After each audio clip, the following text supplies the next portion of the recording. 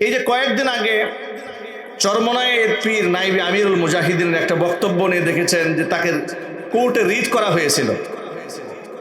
তিনি একটা বক্তব্যের মধ্যে বলতে চেয়েছিলেন যে শুধু আল্লাহর কোরআনটাই যথেষ্ট নয়, শুধু আল্লাহর কোরআন। তিনি এই কথাটাই বোঝাতে চেয়েছিলেন যে যারা বলে যে হাদিসের কোনো প্রয়োজন নাই, শুধু আল্লাহর কোরআন দিয়ে আমরা চলবো, এটা কি কোনোদিন সম্ভব? ১৫০০ বছর আগে এই ফিতনার ব্যাপারে নবী করিম সাল্লাল্লাহু আলাইহি ওয়াসাল্লাম উম্মাহকে সতর্ক করে দিয়েছিলেন যে একটা শ্রেণী দুনিয়াতে কিয়ামতের আগে আসবে, তারা বলবে কোরআনে আমাদের জন্য যথেষ্ট। যদিও এই কোরআন আল্লাহ পাকের পক্ষ থেকে এসেছে, নবীজি সাল্লাল্লাহু আলাইহি ওয়াসাল্লামের সিদ্ধান্ত যা দিয়েছেন সব আল্লাহর পক্ষ থেকে এসেছে। জোরে জোরে বলেন সুবহানাল্লাহ।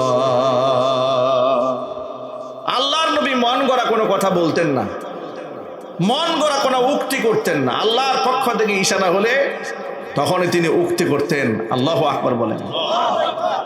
এই যে কয়েকদিন আগে চরমনায়ের পীর নাইবে আমিরুল মুজাহিদিনের একটা বক্তব্য নিয়ে দেখেছেন যে তাকে কোর্টে রিট করা হয়েছিল। তিনি একটা বক্তব্যের মধ্যে বলতে চেয়েছিলেন যে শুধু আল্লাহর কোরআনটাই যথেষ্ট নয়, শুধু আল্লাহর কোরআন। তিনি এই কথাটাই বোঝাতে চেয়েছিলেন যে যারা বলে যে হাদিসের কোনো প্রয়োজন নাই, শুধু আল্লাহর কোরআন দিয়ে আমরা চলবো, এটা কি কোনোদিন সম্ভব? আরো জোরে বলেন। যেমন তিনি কয়েকটা এক্সাম্পলও দিয়েছিলেন যে কোরআন মাজিদের মধ্যে আল্লাহ তাআলা নামাজের কথা বলেছেন। মানুষের ঈমান আনার পরে নামাজের চেয়ে গুরুত্বপূর্ণ ইবাদত কি আর আছে? একটু জোরে বলেন। কিন্তু ওই নামাজটা আপনি যে 5 ওয়াক্ত পড়বেন, এটা কোরআন শরীফে কোন জায়গায় 5 ওয়াক্তের কথা লেখা আছে? এটার জন্য আপনাকে ব্যাখ্যায় যেতে হবে হাদিসে। আবার সেই 5 ওয়াক্ত নামাজ ফজরের সময় আপনি পড়বেন ফরজ 2 রাকাত, জোহরের সময় 4 রাকাত, আসরে 4, মাগরিবে 3, ইশায়ে 4। এই যে ফরজিয়াত খুব ভাগাভাগি হয়ে গেল, আবার কিছু সুন্নতে মুআক্কাদা হলো। তো এই মাসলাগুলো আপনি কোথায় পাবেন? যদি আল্লাহ রাব্বুল আলামিনের হুকুম নামাজও পড়তে যান, তাহলে নবী করিম সাল্লাল্লাহু আলাইহি ওয়াসাল্লামের হাদিস থেকে সমাধান নিয়ে নামাজটা আদায় করতে হবে। এই জন্য আমাদের বক্তব্য হচ্ছে কোরআন এবং সুন্নাহ, শুধু কোরআন নয়, কি বলতে হবে? কোরআন এবং সুন্নাহ। এই সমাজের মধ্যে একটা স্লোগান আছে, আল কোরআনের আলো ঘরে ঘরে জ্বালো। এই স্লোগানটা অপূর্ণাঙ্গ, এটারও তাৎপর্য আছে, কিন্তু স্লোগানটা অপূর্ণাঙ্গ। এটাকে পূর্ণাঙ্গ করতে হলে বলতে হবে কোরআন সুন্নাহর আলো ঘরে ঘরে জ্বালো। আমি কি কথা বোঝাতে পেরেছি? আরেকটা এক্সাম্পল বলি আপনাদেরকে। কোরআন মাজিদের মধ্যে আল্লাহ রাব্বুল আলামিন হজ সম্পর্কে বলেছেন, গুরুত্বপূর্ণ ফরজ ইবাদত। আল্লাহ পাক বলেন, ওয়ালিল্লাহি আলান নাসি হিজ্জুল বাইতি মান ইসতাতা ইলাইহি সাবিলা। যে সমস্ত ব্যক্তিদের সামর্থ্য আছে, ওই সমস্ত ব্যক্তির আল্লাহর পথে হজ পালন করা তার জন্য এটা জরুরি হয়ে যায়। তাহলে এই যে আপনি হজের বিধি বিধান পালন করবেন, কোন জায়গা থেকে আপনি ইহরাম বাঁধবেন, কোথায় গিয়ে আপনি ছাড়বেন, ইহরাম বাঁধার পদ্ধতি কি, কোন দোয়া পরে ইহরাম শুরু করবেন, কোথা থেকে তোয়াফ শুরু করবেন, কোন জায়গায় গিয়ে শেষ করবেন, সকল ডিটেলস বর্ণনা, বিস্তারিত আলোচনা, এগুলো কি কোরআনে আছে? আছে কোথায়? হাদিসে আছে। সুবহানাল্লাহ বলবেন না? তাহলে আপনি যদি বলেন যে আমরা হাদিসের কোনো প্রয়োজন নাই, তাহলে কি আমার সঠিক পথে পরিচালিত হওয়ার কি কোনো সুযোগ আছে? কোনো সুযোগ নেই। যাকাতের ব্যাপারটা একটু দেখেন। আল্লাহ পাক সূরা তাওবার মধ্যে বললেন, খুয মিন আমওয়ালিহিম সাদাকাতান তুতাহিরুহুম ওয়া তুযাক্কিহিম বিহা ওয়া সাল্লি আলাইহিম ইন্না সালাতাকা সাকানুল লাহুম ওয়াল্লাহু সামিউন আলীম। নবীজি, আপনি ধনীদের কাছ থেকে সম্পদ গ্রহণ করেন। খুয মিন আমওয়ালিহিম সাদাকাতান, আপনি যাকাত গ্রহণ করে এটা আপনি দরিদ্রদের মাঝে বন্টন করে দেবেন, আর এর মাধ্যমে আপনি ধনীদেরকে তাদের ব্যক্তিগতভাবে এবং তাদের সম্পদগুলোকে আপনি পাক বানাবেন। তো যাকাত এটা কি সুন্নাত না ফরজ? সবাই একটা আওয়াজ দিয়ে বলেন। তো ফরজ যাকাত, কত % যাকাত দিবেন এটা কোরআনে লেখা আছে? আওয়াজ নাই। যেমন কোরআন মাজিদের মধ্যে আল্লাহ রাব্বুল আলামিন এই ফসলের যাকাত এর সম্পর্কে বিস্তারিত বর্ণনা আপনি পাবেন, উসুর আলোচনা আপনি এখানে পাবেন না। কোরআনে শুধু মৌলিক কথাগুলো দেওয়া আছে, আর এই মৌলিক কথাগুলো সাহাবা ইকরাম রাদিয়াল্লাহু তাআলা আনহুম আজমাইন তাদের সামনে ব্যাখ্যা করেছেন আমাদের কলিজার টুকরা নয়নমণি বিশ্বনবী মুহাম্মদ রাসূলুল্লাহ সাল্লাল্লাহু আলাইহি ওয়াসাল্লাম। আল্লাহ পাকের জন্য বলেছেন, হে আল্লাহর নবী, হে আল্লাহর হাবিব, আমার দোস্ত, আপনাকে আনজালনাহু ইলাইকা যিকরা লিতুবাইয়িনা লিন-নাস, আপনার কাছে যে আমি কোরআনটা নাজিল করলাম দিয়েছি এই জন্য লিতুবাইয়িনা লিন-নাস, মানুষকে আপনি বর্ণনা করে বুঝাই দিবেন আমার বিধানগুলো।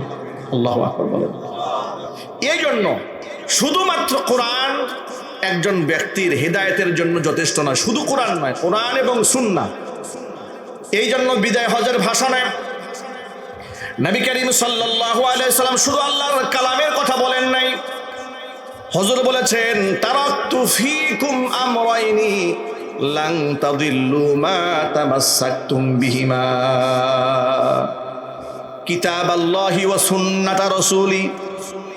আমি নবীজি সাল্লাল্লাহু আলাইহি সাল্লাম তোমাদের জন্য দুইটা জিনিস রেখে গেলাম, যতদিন পর্যন্ত দুইটা জিনিসকে আঁকড়ায় ধরে রাখতে পারবে ততদিন পর্যন্ত কোশ্চিনকালেও তোমরা হক পথ থেকে বিচ্যুত হবে না।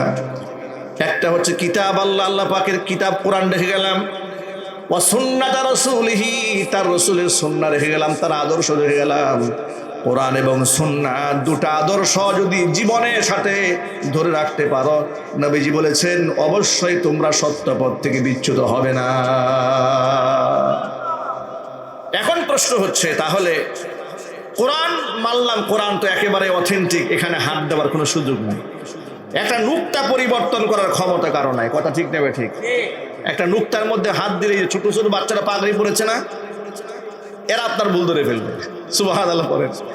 আমি মাঝে মাঝে অবাক হই, আল্লাহ পাকের কত বড় নিয়ামত এই কোরআন মাজিদ। আমি যত বড় আলেম হই না কেন, আপনারা যত বড় গবেষক পণ্ডিত হন, একটা আয়াত একটু ভুল করেন, বক্তব্যের বাচ্চা হাসবে, হ্যাঁ হুজুর কি পড়তেছে এটা ধরে ফেলবে। মানে আল্লাহর কোরআনের সংরক্ষণ আল্লাহ তাআলা এভাবে করেছেন যে আপনি বড় আল্লাহ দাহার হতে পারেন, কিন্তু এই কোরআনের মধ্যে যখন আপনি আঙ্গুল ঢুকাতে যাবেন, শিশু বাচ্চা দিয়ে আল্লাহ পাক আপনাকে সবক দিয়ে দিবেন। সুবহানাল্লাহ বলেন। এই কোরআন আল্লাহ পাক এভাবে সংরক্ষণের দায়িত্ব গ্রহণ করেছেন।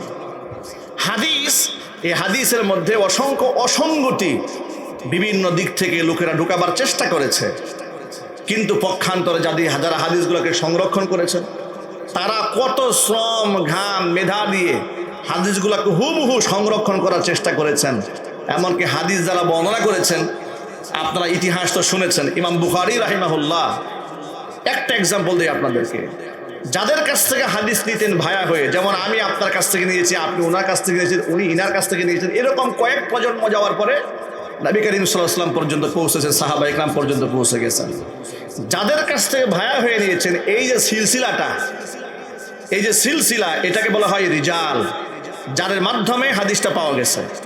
এই সমস্ত লোকদের মধ্য থেকে কোনো একজন ব্যক্তি জীবনে একটা মিথ্যা কথা বলেছে যদি প্রমাণিত হয়েছে, ইমাম বুখারী রাহমাতুল্লাহি আলাইহি ওই হাদিস আর গ্রহণ করেন। সুবহানাল্লাহ বলবেন না? দেখেছেন হাদিস কিভাবে সংরক্ষিত হয়েছে?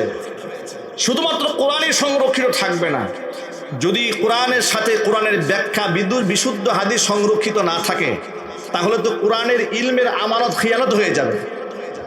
যার দরুন কোরআন যেমন সংরক্ষিত থাকবে, কোরআনকে সঠিকভাবে উপলব্ধি করার জন্য সহিহ হাদিসও কিয়ামত পর্যন্ত, নবী করিম সাল্লাল্লাহু আলাইহি ওয়াসাল্লামের এই কথাগুলো কিয়ামত পর্যন্ত আল্লাহ পাক আপন দায়িত্বে বিশুদ্ধভাবে সংরক্ষণ করবে। সুবহানাল্লাহ। কিন্তু কোরআন মাজিদ যেভাবে হুবহু শব্দে শব্দে সংরক্ষিত হয়েছে, হাদিসের মধ্যে কিছু ভেজাল ঢুকাবার লোকেরা চেষ্টা করতে পারে, অপব্যাখ্যাও করতে পারে, কিন্তু প্রজন্মের পর প্রজন্ম আল্লাহ তাআলা এমন দায়িত্বশীল ইনসাফগার কিছু আলেম এই পৃথিবীতে সৃষ্টি করে দিবেন, যাদের কারণে এই অপব্যাখ্যাগুলো সমাজে মার্কেট পাবে না, তারা সঠিক ব্যাখ্যা জাতির সামনে উপস্থাপন করবে। নবী করিম সাল্লাল্লাহু আলাইহি ওয়াসাল্লাম এই জন্য বলেছেন, ইয়াহমিলু হাদাল ইলমা মিন কুল্লি খালাফিন উদুল, ينفون عنه تحريف الغالين وانتحال المبتلين وتأويل الجاهلين। প্রতি যুগে যুগে এমন একদল ইনসাফগার আলেম কোরআন সুন্নাহর জ্ঞানকে তারা বক্ষে ধারণ করবেন। ইয়ানফুনা আনহু তাহরিফাল গালিন, সীমা লঙ্ঘনকারীদের সীমা লঙ্ঘন থেকে এই ইলমকে তারা রক্ষা করবেন। ওয়ান্তিহালাল মুবতিলিন, বাতিল পন্থীদের সংযোজন থেকে তারা রক্ষা করবে। ওয়া তা'ওয়িলাল জাহিলিন, কোন মূর্খ মানুষ যদি কোরআন সুন্নাহর অপব্যাখ্যা করে, সঠিক ব্যাখ্যা কোরআন সুন্নাহর সঠিক ব্যাখ্যা জাতির সামনে তারা উপস্থাপন করে দিবেন। জোরে আওয়াজে বলেন সুবহানাল্লাহ। এই জন্য কোরআন সুন্নাহর ভুল ব্যাখ্যা করে পৃথিবীতে কেউ পার পায় নাই। কোনো না কোনো জায়গা থেকে কেউ না কেউ আওয়াজ তুলেছে। কথা ঠিক না ঠিক জোরে বলেন। কারণ এইটা তো আল্লাহ পাকের নিয়ামত। ভাইরা আমার, আলেমরা যে এত গুরু দায়িত্ব পালন করেন, আলেমরা মানুষের ঈমান এবং আমলের পাহারাদার।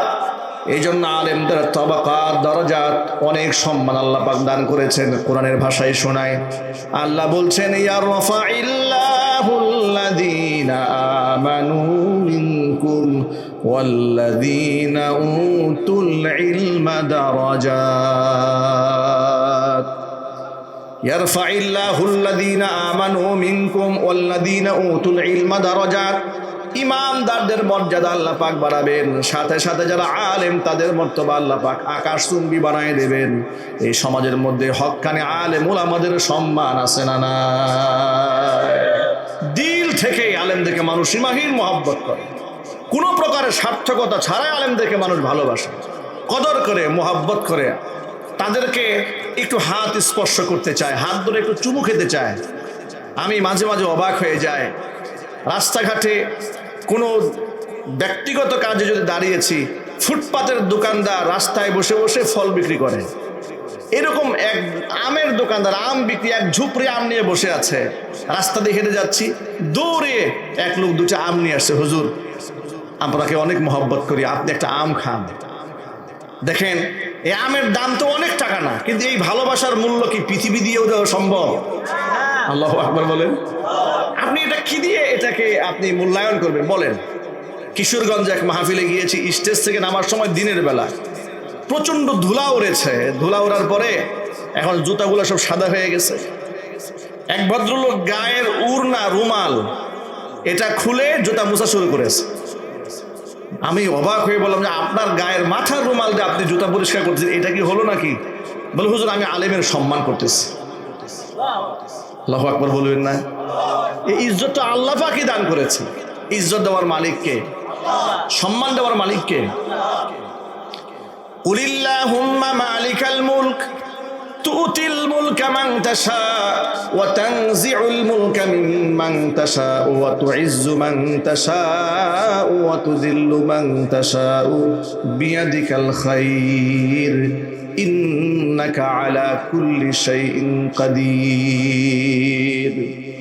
নবী আপনি বলুন, হে রাজত্বের মালিক, যাকে খুশি আপনি রাজত্ব দেন, যার থেকে খুশি রাজত্ব আপনি ছিনিয়ে নিতে পারেন। যাকে খুশি আপনি ইজ্জত দেন, যার থেকে খুশি আপনি ইজ্জত ছিনিয়ে নিতে পারেন। সেই ক্ষমতা আপনারই তো আছে। বিয়াদিকাল খায়র, সকল কল্যাণ আল্লাহ তো আপনারই হাতে। ইন্নাকা আলা কুল্লি শাইইন কাদির, সকল ক্ষমতা একমাত্র তো আপনারই। জুড়ে বলেন সুবহানাল্লাহ। এক বাক্যে জবাব দিয়ে বলুন, সকল ক্ষমতার মালিককে। আরো জোরে বলুন। আমাদের সমাজে রাজনৈতিক অঙ্গনে একটা কুফরি বক্তব্য আছে।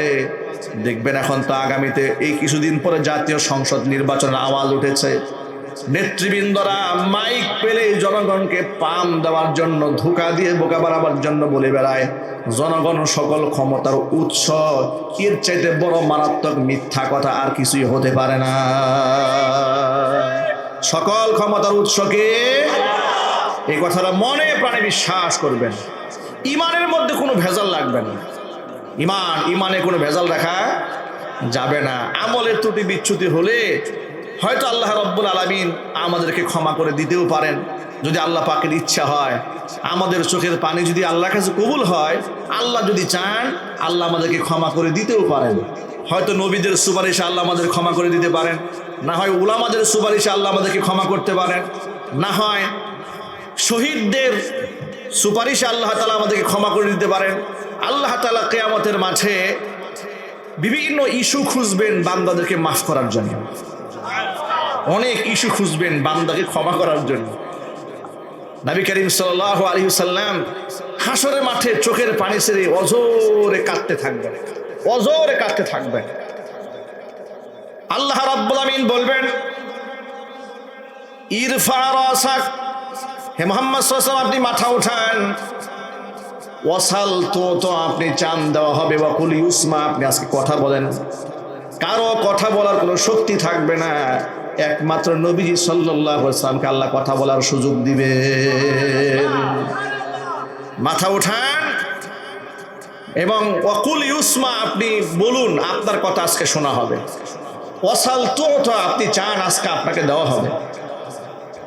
ওয়াসফা তুসাফা, আপনি আজকে সুপারিশ করুন, আপনার সুপারিশ মঞ্জুর করা হবে। নবী করিম সাল্লাল্লাহু আলাইহি ওয়াসাল্লাম মাথা উঠাবেন, উম্মতি উম্মতি বলে চোখের পানি ছাড়বেন, আল্লাহর কাছে আবেদন করবেন, নিবেদন করবেন, রব্বুল আলামিন আমার অসংখ্য উম্মতেরা এখনো পর্যন্ত জাহান্নামের আগুনে জ্বলছে, আমার কলিজা ঠান্ডা হচ্ছে না।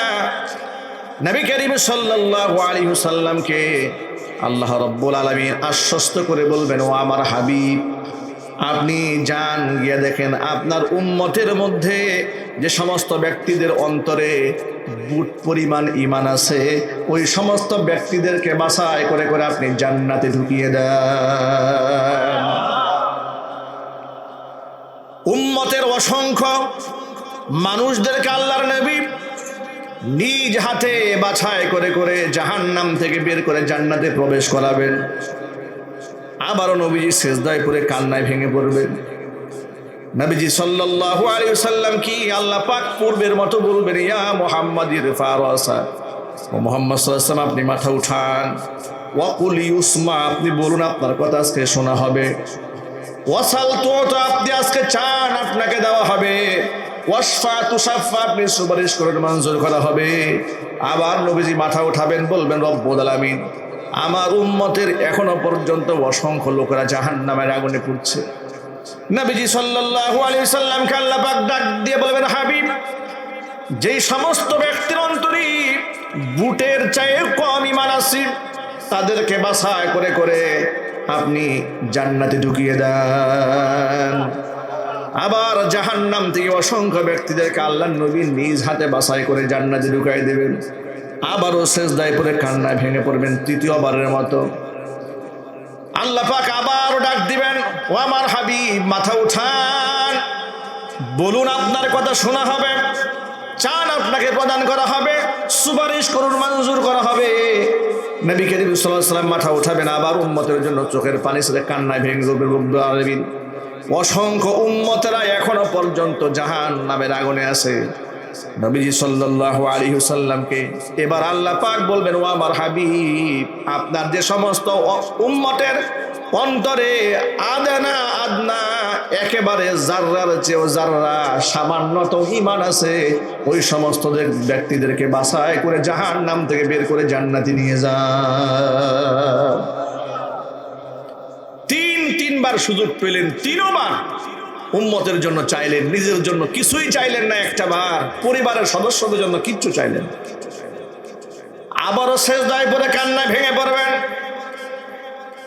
আল্লাহ পাক বলবেন, ও আমার হাবিব, এখন আর কি চাওয়ার আছে আপনার? এবার নবীজি সাল্লাল্লাহু আলাইহি ওয়াসাল্লাম শেষবারের মতো একটা জিনিস চাইবেন। বলে, রব্বুল আলামিন এরপরে আর কিচ্ছু চাওয়ার নাই। আল্লাহ পাক বলবেন, কি চাও? হুজুর পাক সাল্লাল্লাহু আলাইহি ওয়াসাল্লাম তখন বলবেন, ও আল্লাহ, তোমার কাছে আমার সর্বশেষ চাওয়া, আমাকে তুমি অনুমতি দাও। কার কলিজার মধ্যে কতটুকু ঈমান আছে ওইটা যাচাই বাছাই না করে আমি শুধুমাত্র ওই সমস্ত ব্যক্তিদেরকে জাহান্নাম থেকে বের করে আনতে চাই যারা গোটা জীবনে একটা বার লা ইলাহা ইল্লাল্লাহ মুখে উচ্চারণ করেছে। আল্লাহু আকবার বলেন। আল্লাহর নবীকে আল্লাহ রাব্বুল আমিন থামিয়ে দিবেন, এবার কিফ ইয়া মুহাম্মদ, আপনি থেমে যান। হুজুরকে আল্লাহ থামায় দেবেন, কিন্তু হুজুরের সাথে আল্লাহর একটা ওয়াদা আছে। কোরআন মাজিদ আল্লাহ রাব্বুল আমিন বলছেন ওয়ালা সাউফা ইউতিকা ফাতারদা, অবশ্য আপনাকে আমি এত এত বেশি দেব যে আপনাকে আমি আল্লাহ সন্তুষ্ট করেই ছাড়ব। হাদিস শরীফে এসেছে ইন্না সানুরদিকা ফি উম্মাতিকা ওয়ালা নাসুকা, আপনার উম্মতের ব্যাপারে আপনাকে আমি সন্তুষ্ট করে ছাড়ব। আপনি যতক্ষণ সন্তুষ্ট না হবেন ততক্ষণ পর্যন্ত আপনার উম্মতের উপর আমি রহমত নাজিল করতেই থাকব। আরো যদি বলেন সুবহানাল্লাহ। নবী করিম সাল্লাল্লাহু আলাইহি ওয়াসাল্লামকে আল্লাহ পাক থামায় দিবেন, থামেন, যা চাওয়ার আপনি চেয়ে নিয়েছেন। এবার আল্লাহ পাক নিজের ইজ্জতের কসম করে বলবেন ওয়া বিইজ্জাতি ওয়া কুদরতি ওয়া জিবরিয়াই, আমার ইজ্জতের কসম, আমার ব্যক্তিত্বের কসম, আমার ক্ষমতার কসম, আমার আজমতের কসম, বরত্বের কসম, অবশ্যই অবশ্যই আমি আল্লাহ তাআলা বের করে আনবো ওই সমস্ত ব্যক্তিদেরকে যারা গোটা জীবনে শুধুমাত্র একটা বার লা ইলাহা ইল্লাল্লাহ উচ্চারণ করেছে। জোরে বলেন সুবহানাল্লাহ।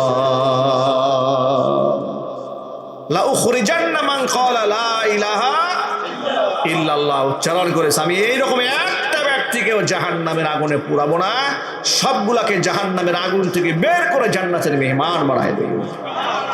জোরে আওয়াজে কোন সুবহানাল্লাহ। সেই নবীজির শাফাত আমাদের দরকার আছে না নাই? আল্লাহর হাবিবের শাফাত যদি আমাদের প্রয়োজন হয়, নবীজি সাল্লাল্লাহু আলাইহি ওয়াসাল্লাম শর্ত দিয়ে দিয়েছেন, শোনো, মান আহাব্বা সুন্নতি ফাকাদ আহাব্বানি ওয়া মান আহাব্বানি কানা মাই ফিল জান্নাহ। যেই ব্যক্তি আমি নবীর সুন্নাতকে ভালোবাসবে সেই ব্যক্তি আমাকেই ভালোবাসবে, আর যেই ব্যক্তি আমাকে ভালোবাসবে সেই ব্যক্তি আমার সাথে জান্নাতি হবে। হুজুরের সাহাবী রাবিআ রাদিয়াল্লাহু তাআলা আনহু কোন এক রাতে হুজুরের সাথে সফর সঙ্গী হওয়ার রাত্রি যাপন করার সুযোগ পেয়েছিলেন। তাহাজ্জুদের সময় ওযুর পানি এগিয়ে দিয়েছিলেন। নবীজি বড় খুশি হয়ে বলেছিলেন, রাবিআ তুমি চাও তোমাকে দেওয়া হবে। সাহাবী রাবিআ রাদিয়াল্লাহু তাআলা আনহু এত খুশি হয়ে গেলেন, নবী আমাকে বলেছেন তুমি চাও তোমাকে দেওয়া হবে। রাবিআ রাদিয়াল্লাহু তাআলা আনহু বললেন, নবীজি দুনিয়াতে কিছুই চাই না আপনার কাছে, নাসআলু মুরাফাকাকা ফিল জান্নাহ, জান্নাতে আপনার সাথী হয়ে আমি থাকতে চাই। নবী করিম সাল্লাল্লাহু আলাইহি সাল্লাম জবাব দিলেন, ও সাহাবী, জান্নাতে যদি আমার সাথী হয়ে থাকতে চাও ফাআইন্নি আলা যালিকা বিকাসরাতিস সুজুদ, বেশি বেশি আল্লাহকে সিজদা দিয়ে বেশি বেশি নামাজ পড়ে আমাকে সাহায্য করো, যাতে করে তোমাকে আমি জান্নাতে আমার সাথী বানিয়ে রাখতে পারি। ভাইরা আমার, এখান থেকে বড় একটা শিক্ষা আছে, সেই শিক্ষাটা হলো নবী সাল্লাল্লাহু আলাইহি সাল্লামের সাথী হওয়ার জন্য সাহাবীকে নবীজি বেশি বেশি আল্লাহর সামনে সিজদা দেওয়ার হুকুম দিয়েছে। নবীজি যদি নামাজের শর্ত আরোপ করে দেন, সিজদা দেওয়ার শর্ত আরোপ করে দেন, তাহলে এই সমাজে অসংখ্য বেনামাজি আছে, তারা পীর সাহেবের দরবারে যায় এই নিয়তে যে বছরে উরস শরীফের দরবারে গরু দিয়েছি, খাসি দিয়েছি, আমি নামাজ পড়ি আর না পড়ি আমার জন্য তো মুক্তির রাস্তা আছেই। নাউজুবিল্লাহ পড়েন। এরকম একটা মেন্টালিটি, একটা মানসিকতা আমাদের অনেকের মধ্যে আছে এই সমাজে। কথা বলে না, ওরা মাইকে ঘোষণা করে বলে যে এই পীরের দরবারের মুরিদ যে ব্যক্তি হবে কবরে তার কোনো সওয়াল জবাব হবে না, সরাসরি বলে। এরকম অসংখ্য ভিডিও বক্তব্য আমাদের কাছে আছে, তাদের বড় বড় দরবার, সেই দরবারে লক্ষ লক্ষ মুরিদ বাংলাদেশ, সেখানে মাইকে অ্যানাউন্স করা হচ্ছে যদি কেউ এই দরবারে মুরিদ হয় তাহলে পীর সাহেব গ্যারান্টি দিয়েছে কবরে তার কোনো সওয়াল জবাব হবে না। অথচ নামাজ এত গুরুত্বপূর্ণ ইবাদত, ইসলামের বেনা, ইসলামের ভিত্তি হচ্ছে নামাজ। কালিমার সাক্ষ্য দেওয়ার পরে পরেই নামাজের মর্তবা, নামাজের তাবাকাত, নামাজের অবস্থান, ওই নামাজবিহীন মানুষের মুসলমান দাবি করার কোনো অধিকার থাকে না। নবী করিম সাল্লাল্লাহু আলাইহি ওয়াসাল্লাম এই জন্য বলেছেন, লা দীনা লিমান লা সালাত লা, যেই ব্যক্তির নামাজ নাই ওই ব্যক্তির দিন নাই, ধর্ম নাই, ঈমান নাই। নামাজ নাই, ওর দিনের পরিচয় নাই। নামাজ নাই, তার ধর্মের পরিচয় নাই। নামাজ নাই, তার ঈমানেরই পরিচয় নাই। নামাজ এত গুরুত্বপূর্ণ ইবাদত, যেটা আমাদের সমাজে সবচেয়ে বেশি অবহেলা করা হয়। কথা ঠিক না ঠিক জোরে বলে? সবচাইতে বেশি অবহেলা করে নামাজ নিয়ে। সমাজের মসজিদগুলা সুন্দর হচ্ছে, একেবারে টাইলস লাগানো হচ্ছে, মোজাইক করা হচ্ছে। এখন তো মোজাইক না, এখন মার্বেল পাথর লাগানো হয়। গ্রামের মসজিদে এসি ছাড়া মুসল্লি নামাজ পড়ে না, ঠিক না? সারাদিন ক্ষেত খামারে কাজ করে, ঘরের মধ্যে বেশি নাই, বাড়িতে বেশি নাই, কোথাও বেশি নেই। মসজিদে এসে মুয়াজ্জিন সাহেব এমন ধমক দেয়, ওই মুয়াজ্জিন এসি ছাড়া না নামাজ পড়তে, গরমে ঘামে যেতেছি। কথা বলে না, মানে অবস্থা এমন, ওর মনে হচ্ছে যে উনি এই মাত্র মার্সিডিজ বেঞ্চ থেকে নেমে মসজিদে ঢুকলেন, যে উনি আর সহ্য করতে পারছেন না। এমন একটা অবস্থা আমাদের হয়েছে। মসজিদগুলো সুন্দর হচ্ছে, মাসাজিদুহুম আমিরাতুন ওয়া হিয়া খারাবুম মিনাল হুদা। মসজিদগুলো সুন্দর হচ্ছে, কিন্তু হেদায়েত শূন্য হয়ে যাচ্ছে।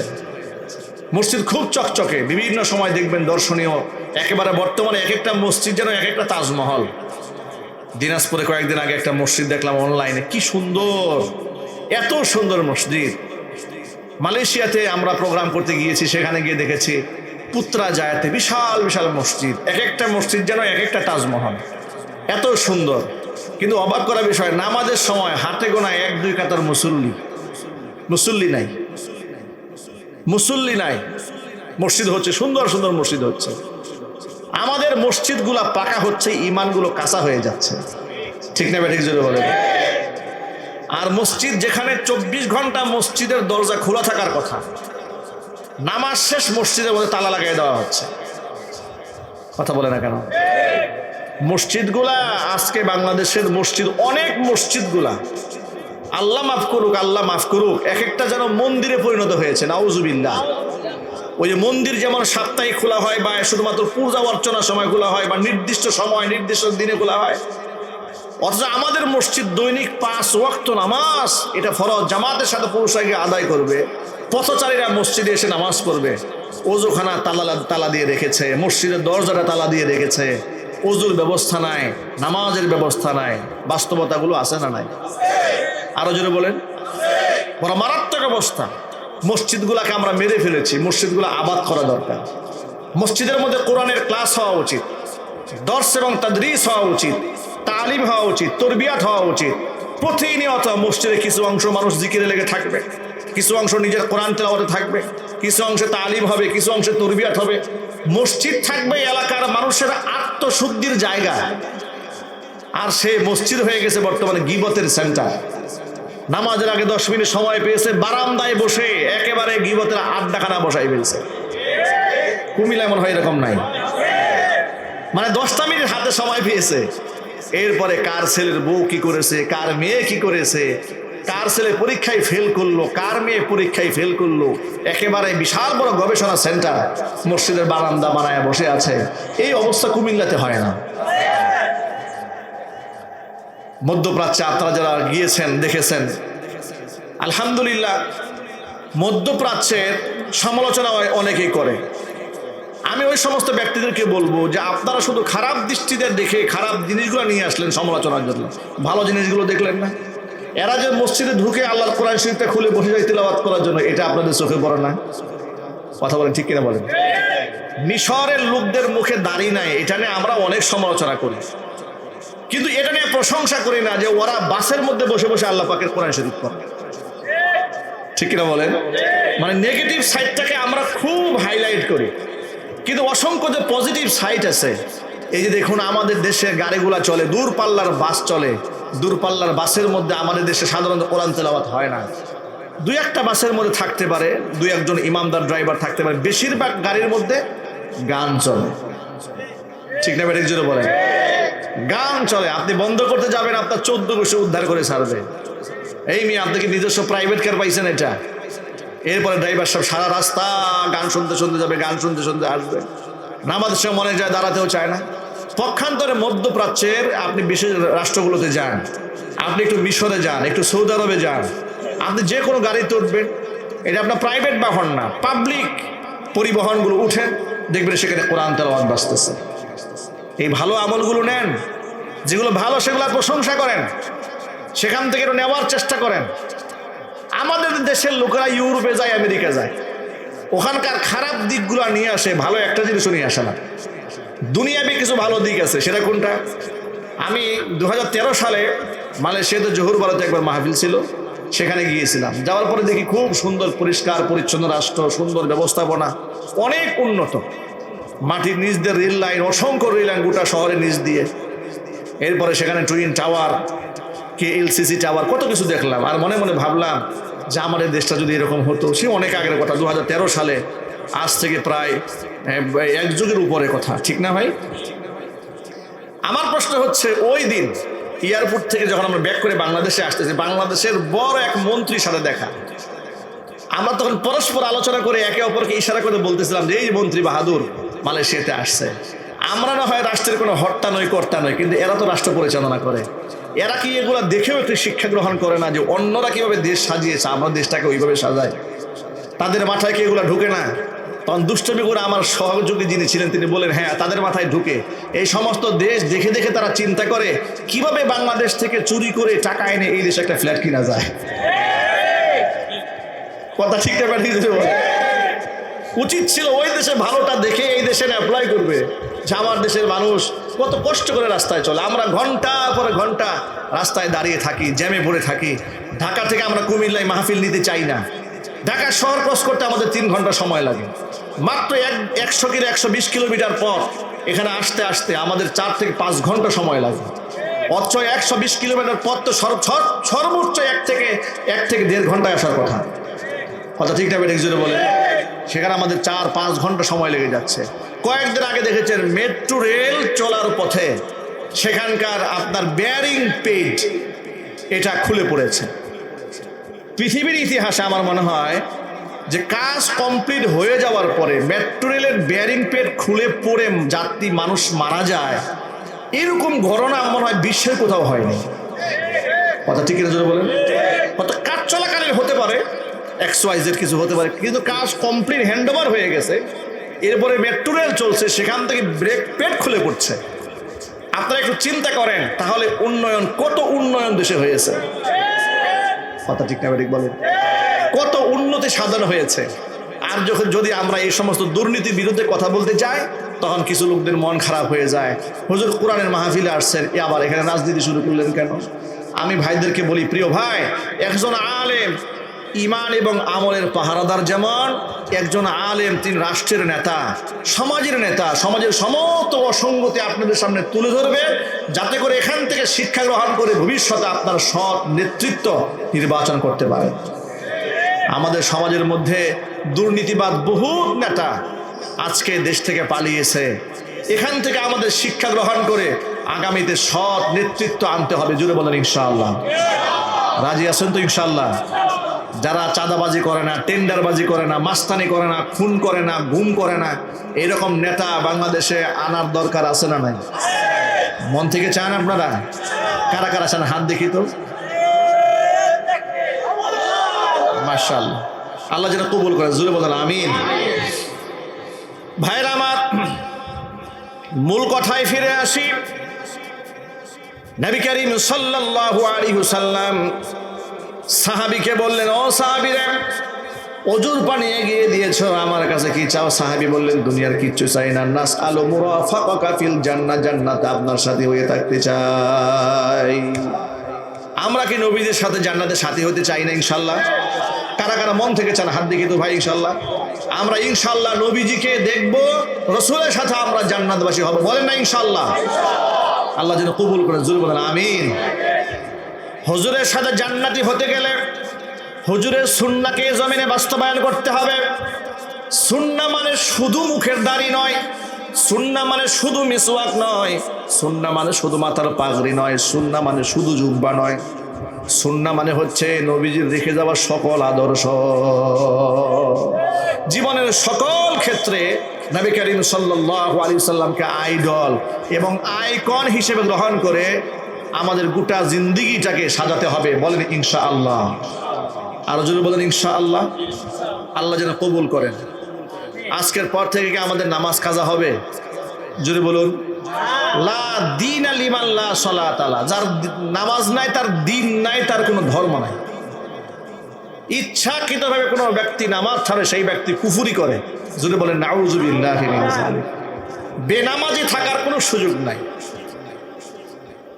ভাইরা আমার, এই জন্য আমরা বয়ানের মধ্যে বলি ব্যক্তি জীবনে দিন অনেক টাকা কায়েম হয়েছে, কিন্তু রাষ্ট্রীয়ভাবে দিন কায়েম না হওয়ার কারণে দিন আর সমাজে অবহেলিত। সমাজের মধ্যে দিন অবহেলিত। কোরআন মাজিদ আল্লাহ তাআলা বলে দিয়েছেন, ইমানদার ব্যক্তিরা তারা যদি রাষ্ট্র ক্ষমতা পায় তাহলে কি হয় শোনো।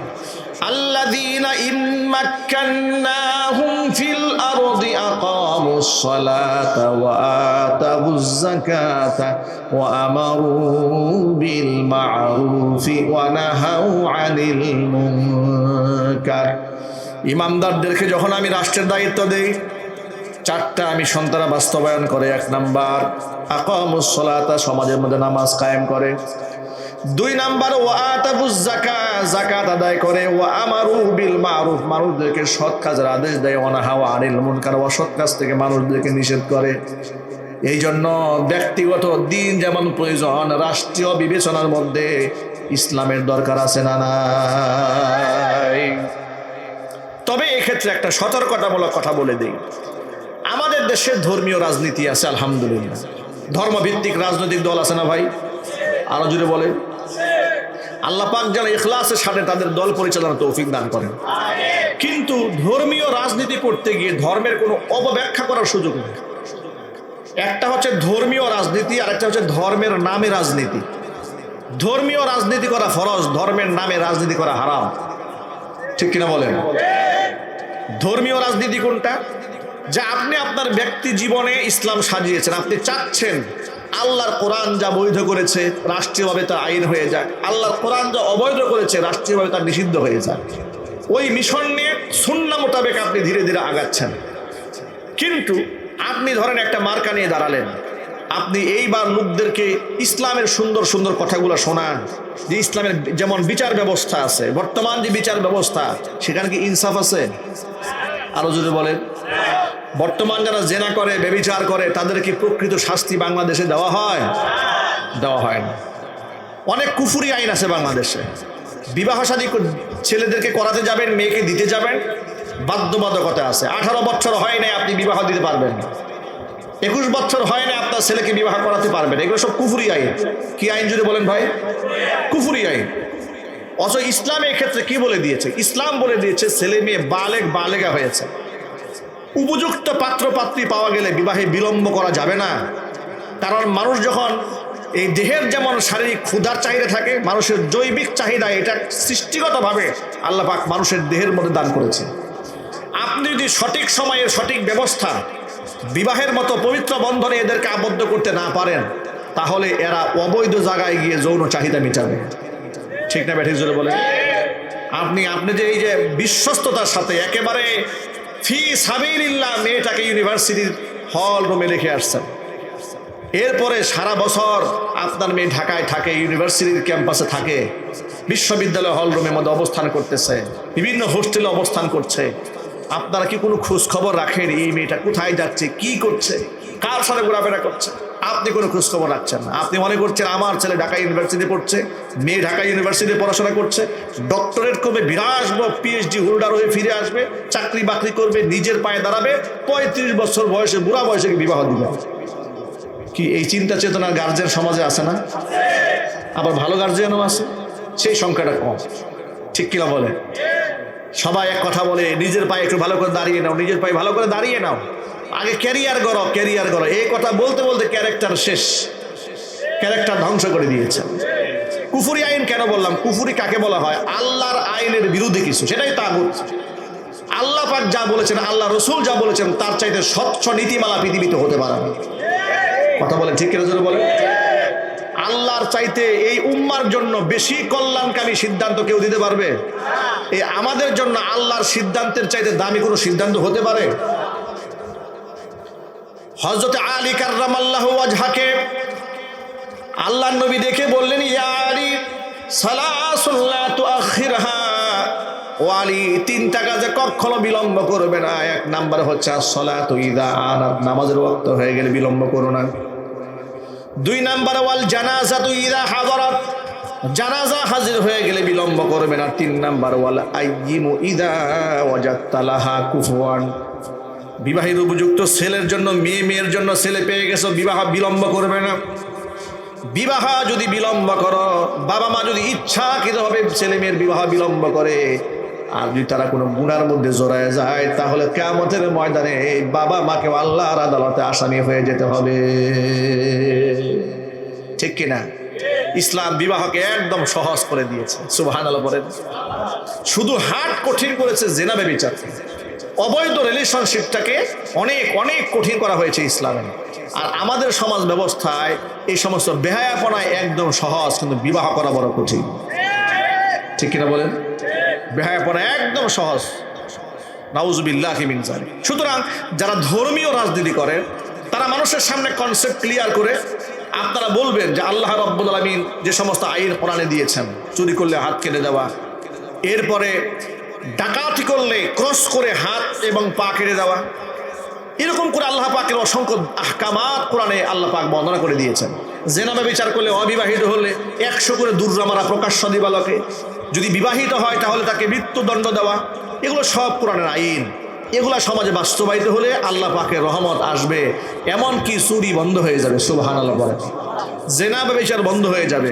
এগুলা কথা বলে মানুষকে খেলাফতের দিকে, আল্লাহ কোরআনের দিকে উদ্বুদ্ধ করতে হবে। কিন্তু সেটা না করে আপনি কোরআন এবং হাদিসের অপব্যাখ্যা শুরু করলেন। যেমন কয়েকদিন আগে এক বক্তা ওয়াজে বসে বলতেছে যে, প্রিয় ভাইরা আমার, উনি আবার এমপি ইলেকশন করবেন, তো ওয়াজে বসে বলতেছে, ভাইরা আমার, আপনাকে যে কবরে 3টা প্রশ্ন করা হবে, 3টা প্রশ্নই রাজনৈতিক প্রশ্ন।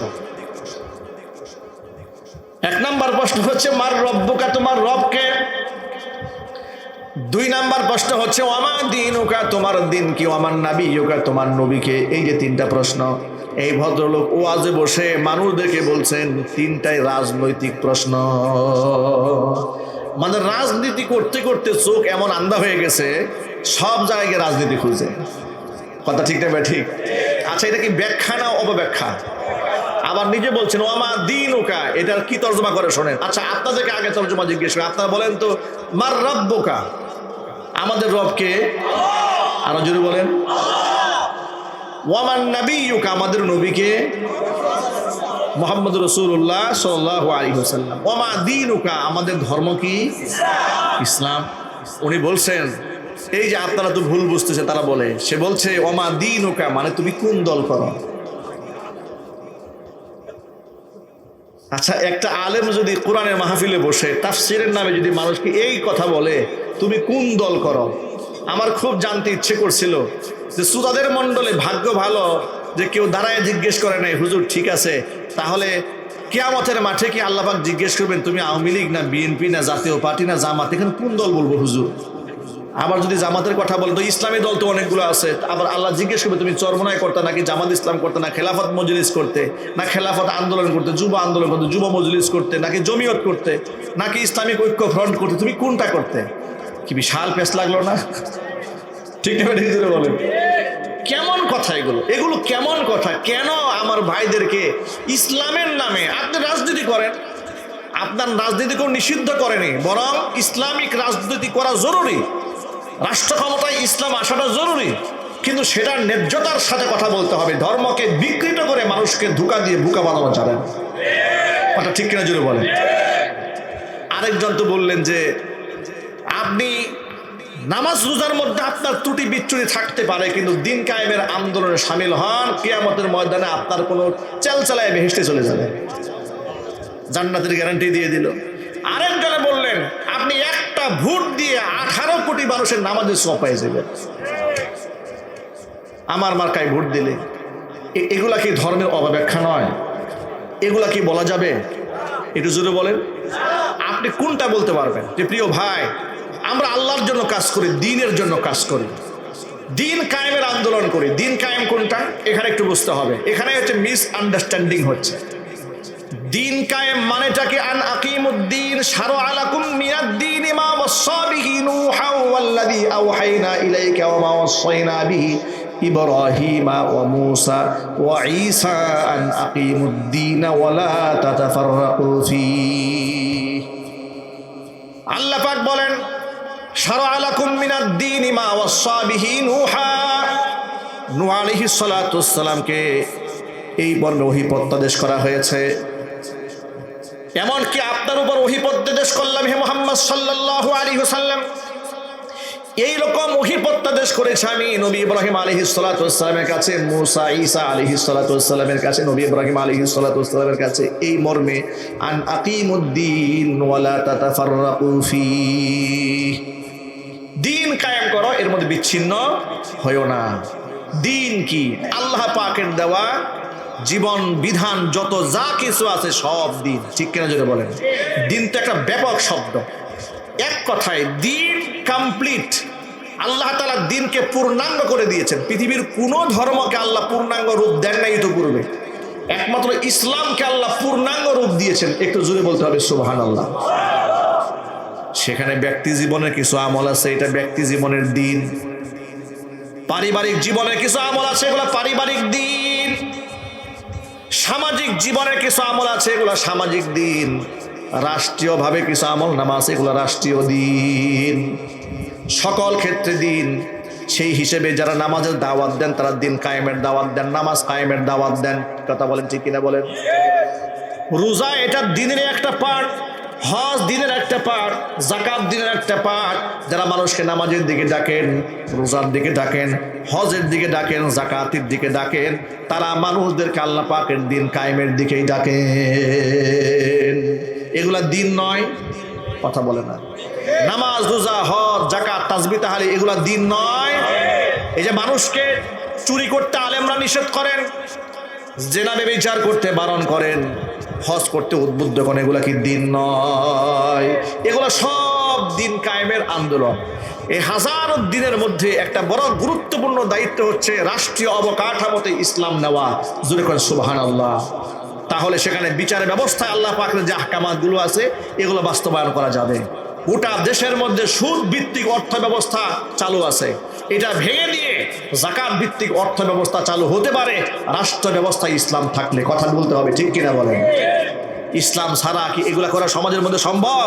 সম্ভব না।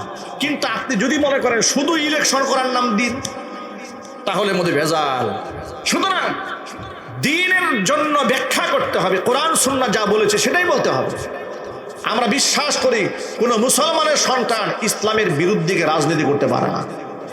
কথা বলে না কেন? এটা আমাদের বিশ্বাস। এটা কি আপনাদের বিশ্বাস হতে পারে কিনা? কোন মুসলমানের সন্তান কি আল্লাহর কোরআনের বিরুদ্ধে দাঁড়াতে পারে? আর চিৎকার দিয়ে বলেন দাঁড়াতে পারে? যদি আল্লাহর কোরআনের বিরুদ্ধে কেউ দাঁড়ায় তার ঈমান থাকবে? তার ঈমান থাকবে না। সাবধান, তার ঈমান থাকবে না। কারণটা কি শোনায় দেয় আপনাদেরকে? ঈমান যদি না থাকে আমলের কোনো মর্তবা নাই, কোনো মর্যাদা নাই। এই জন্য ঈমানের সংরক্ষণটা বড় জরুরি। ঈমানের সংরক্ষণ এতটাই জরুরি, ঈমানের ব্যাপারে যদি আমাদেরকে জবাই করা হয়, দেশান্তরিত করা হয়, ঈমানের মধ্যে আমরা চুল পরিমাণ ছাড় দেব না। যেমন সাহাবায়ে কেরাম ঈমানের মধ্যে কোনো ছাড় দেন নাই। হযরত বেলাল রাদিয়াল্লাহু তাআলা আনহুকে যখন পিটানো হচ্ছিল আর তার কানে গিয়ে যখন আওয়াজ দেওয়া হচ্ছিল, কালিমা ছেড়ে দে, কালিমা ছেড়ে দে, তোকে আজাদ করে দেওয়া হবে, অস্ফুট আওয়াজে হযরত বেলাল আহাদ আহাদ উল্লেখ করে আল্লাহ পাকের একাত্মবাদের সাক্ষী দিচ্ছিলেন।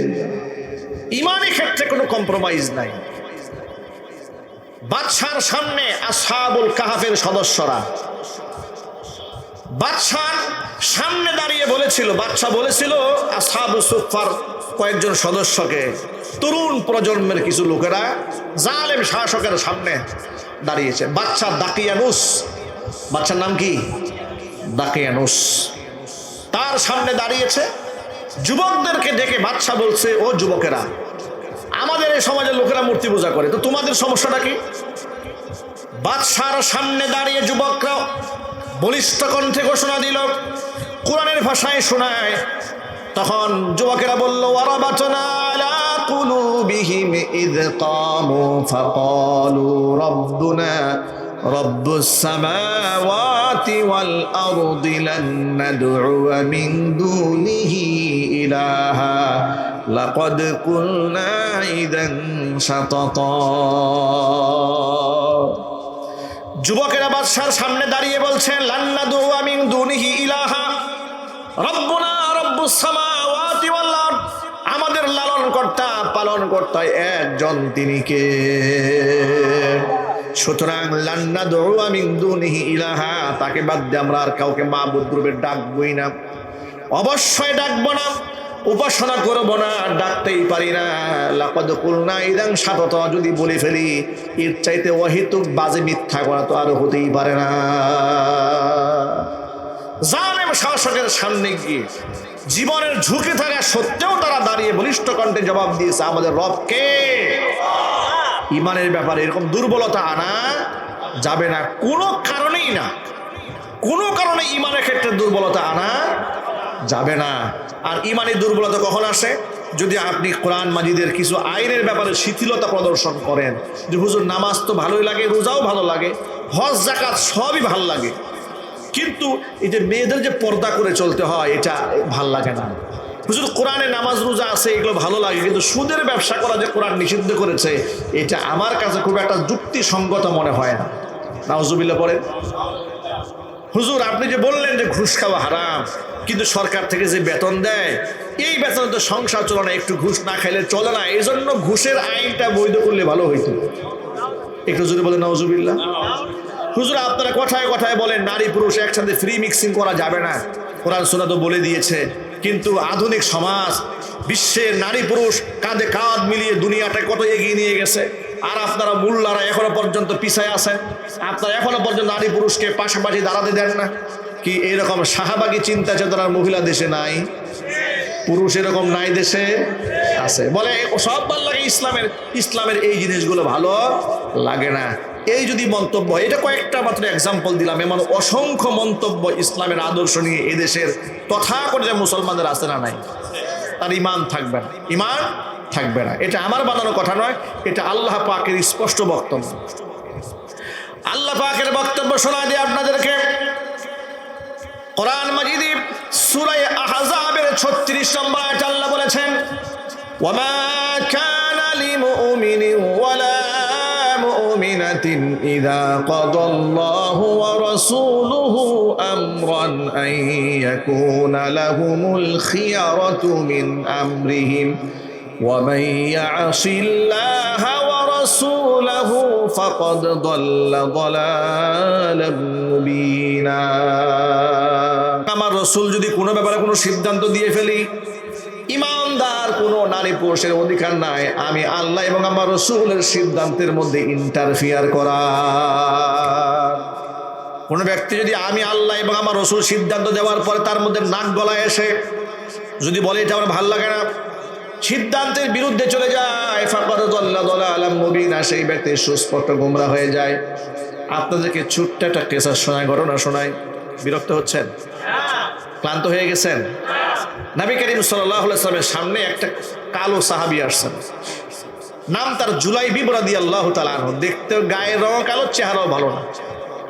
আসার পরে হুজুরকে ডেকে বলছেন, আল্লাহর নবী সাল্লাল্লাহু আলাইহি ওয়াসাল্লাম, আপনি যে কোরআন মাজিদ থেকে সূরা আর রহমানে এই যে হুরের ব্যাপারে বর্ণনা দিয়েছেন, জান্নাতে গেলে মানুষ হুর পাবে, তো আমি জুলাইবিব যদি জান্নাতে যাই আল্লাহ কি আমাকে হুর দেবে? নবী করিম সাল্লাল্লাহু আলাইহি ওয়াসাল্লাম তার প্রশ্ন শুনে বুঝতে পেরেছেন যে তার মধ্যে এই প্রশ্নটা কেন আসলে, আল্লাহ আমাকে হুর দেবে নাকি? তো হুরটা আল্লাহ সকল জান্নাতি মানুষকেই দান করবে, এই প্রশ্নটা তার পক্ষ থেকে আসার বিশেষ একটা কারণ আছে।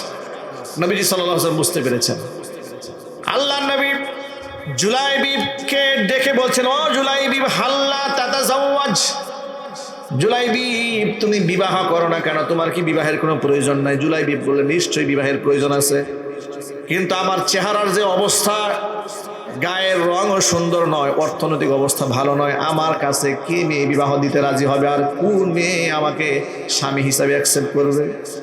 হুজুর বললেন তোমার বিবাহের জিম্মাদারি আমি গ্রহণ করলাম। নবীজি সাল্লাল্লাহু আলাইহি সাল্লাম জুলাই বিবাহের জন্য পাত্রী তালাশ করা শুরু করলেন। শুনতে পেলেন একজন আনসারী সাহাবীর ঘরে উপযুক্ত বিবাহের সুন্দরী একজন মেয়ে আছে। হুজুর সাল্লাল্লাহু আলাইহি সাল্লাম আনসারী সাহাবীকে ডাকলেন, ডেকে বললেন তোমার ঘরে বিবাহের উপযুক্ত মেয়ে আছে? বলে হ্যাঁ আছে। তোমার মেয়ের বিবাহের জন্য পয়গাম দিলাম। সাহাবী আনন্দে আত্মহারা হয়ে গেলেন। সাহাবী মনে মনে ভাবলেন আমার মেয়ের বিবাহের পয়গাম নবীজির কাছ থেকে আসছে, কতই না সৌভাগ্য আমার। হুজুর বললেন বিবাহের পয়গাম পাঠিয়েছি, তবে সেটা আমার জন্য নয়, আমার সাহাবী জুলাইবিবের জন্য। জুলাইবিবের নামটা শুনে আনসারী সাহাবীর মনটা একটু খারাপ হয়ে গেল, কারণ তিনি বুঝতে পেরেছেন জুলাইবিব একটা কালো মানুষ, অপ্রতিষ্ঠিত ছেলে। পাত্র হিসেবে মনে মনে একটু তাকে অ্যাকসেপ্ট করতে পারলেন না।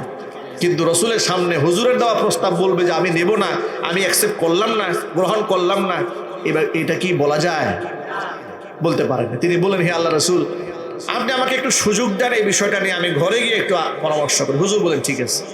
ঘরে চলে গেলেন। ঘরে যাওয়ার পরে মেয়েটাকে আড়ালে রেখে মেয়ের মার সাথে একাকিত্বে তিনি কথা বলছিলেন।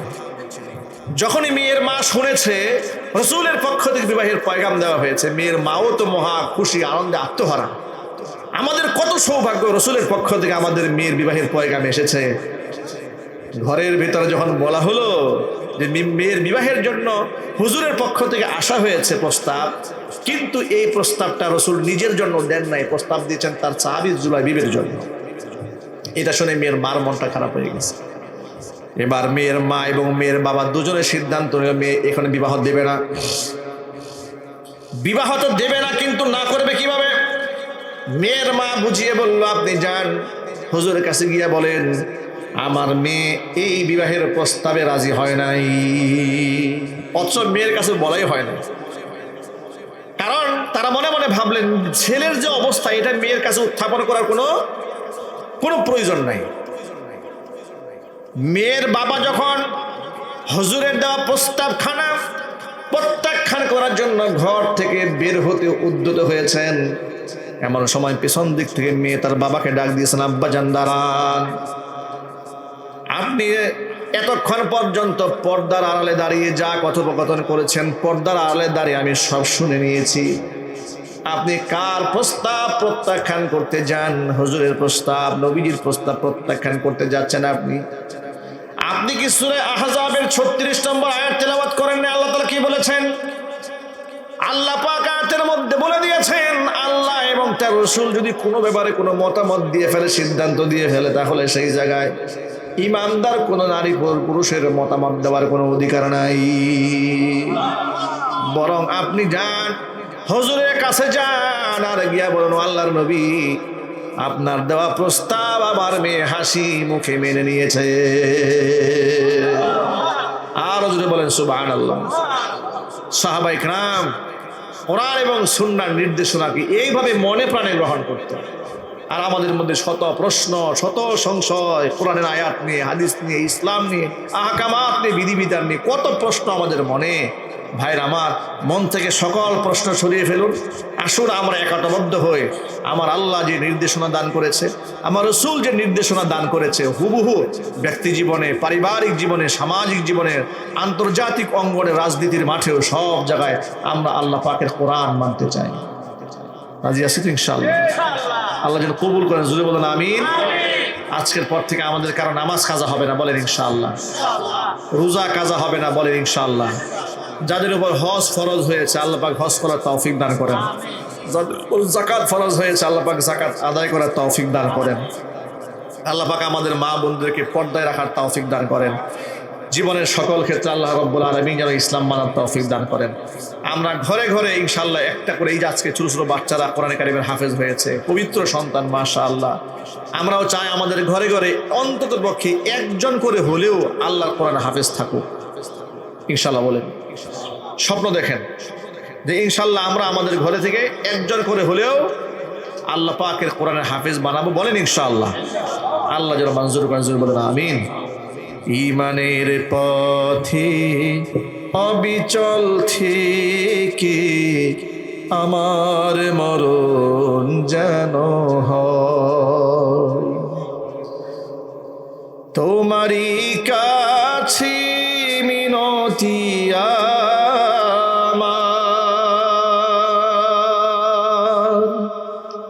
তোমারই কাছে মিনতি আমার, মহামহিম দয়াময়, ঈমানের পথে অবিচল থেকে আমার মরণ যেন হয়।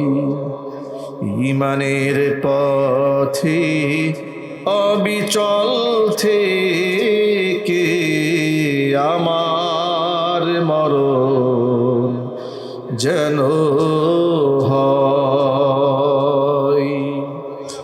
সকলেই বলেন আল্লাহুম্মা আমিন। হুজুর বয়ান শেষে যদি কারির সুরে তেলাওয়াত শোনাতেন খুশি হতাম। কারির সুরে তেলাওয়াত